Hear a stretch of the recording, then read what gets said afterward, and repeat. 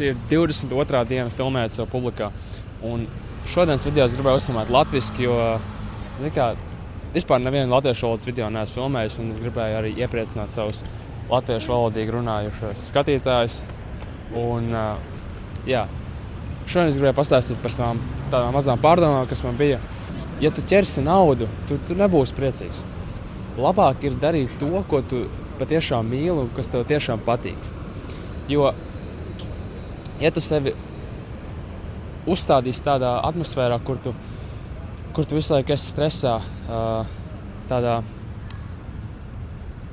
panikā, tad tu nekādīgi kā cilvēks neizaugs.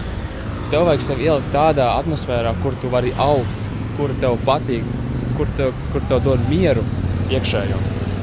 Kur tu vienkārši vari būt priecīgs savā dzīvē. Vienkārši darīt to, ko tu mīli, kas tev patīk, kas patieši tavā sirdī ir iekšā. Un tas ir galvenais man šeit vispār dzīvē. Vienkārši nauda nāks jebkurā gadījumā. Ja tu vienkārši paliksi pie tā, ko tu mīli. Nauda ir blakus produkts. Tas, ko tu dari, ir tas pats galvenais, kas tevi iepriecina un dod tev mieru. Tā kā jā, peace, yeah, let's go.